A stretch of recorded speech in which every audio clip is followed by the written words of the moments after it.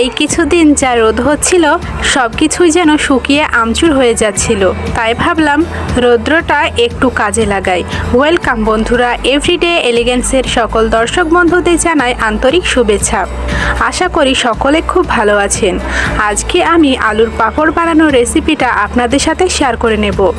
তার জন্য আমি এখানে নিয়ে নিয়েছি বেশ কয়েকটি মোটা মোটা আলুর সাইজ যত বড় হবে পাঁপড়গুলো রোদে শুকাতে দিতেও সুবিধা আর পাঁপড়গুলো হবে সুন্দর।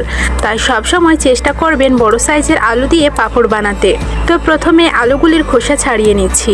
তবে খোসা সমেত পাঁপড় বানাতে চাইলে খোসা ছাড়ানোর প্রয়োজন নেই। তবে চাষের ক্ষেত্রে ব্যবহৃত কীটনাশকগুলি বেশিরভাগটাই খোসাতে জমে, তাই আমি খোসা ছাড়িয়ে নিতেই বেশি পছন্দ করি। তবে কীটনাশক এড়ানোর জন্য আলুগুলি ভিনিগার মিশ্রিত জলে 15 মিনিট ডুবিয়ে রাখলে বেশিরভাগ কীটনাশকই বেরিয়ে যাবে। যাই হোক, গল্প করতে করতে আলুগুলির খোসা ছাড়ানো হয়ে গেল।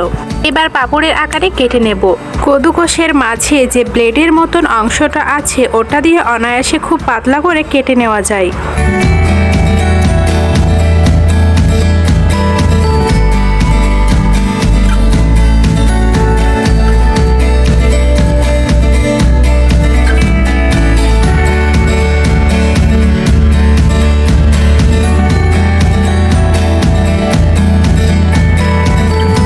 সব আলুগুলি কাটা হয়ে গিয়েছে। এবার এগুলি ধুয়ে নেব। এই যে ধুয়ে আবার পরিষ্কার জল নিয়ে এসেছি। এবার এর মধ্যে দিয়ে দেব স্বাদ মতো লবণ।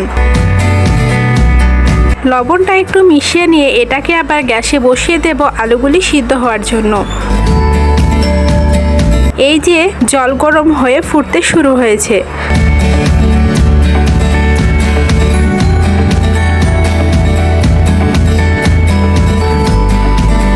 আলুটা বেশ সিদ্ধ হয়ে গেলে গ্যাস বন্ধ করে দেব।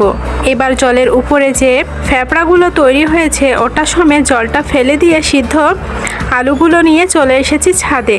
এবার ছাদে প্রথমে একটা বড় বস্তা ত্রিপল পেতে তার উপর একটা মশারি বিছিয়ে নিয়েছি। এখন এই পাঁপড়গুলো একটা একটা করে এইভাবে মেলে দেব। এটা একটু ধৈর্যের কাজ হলেও একটা একটা করে মেলতে হবে, কারণ একটার উপর একটা থেকে গেলে এগুলো আর আলাদা করা যাবে না, আর ভালোভাবে শুকোতেও পারবে না। এই যে সব পাঁপড়গুলো মেলে দেওয়া হয়ে গিয়েছে। এগুলো এখন সারাদিন শুকাক, বিকেলে আবার দেখাবো কেমন হলো। এই দেখুন, বিকেল বেলায় প্রায় সবগুলো শুকিয়ে গিয়েছে। এখন মশারি থেকে পাঁপড়গুলো তুলে নিয়ে রাখবো। কাল আর একবার রোদে দেব, কারণ সামান্য নরম আছে মনে হচ্ছে। এই যে এটা দ্বিতীয় দিন আর রোদে নিয়ে গেলাম।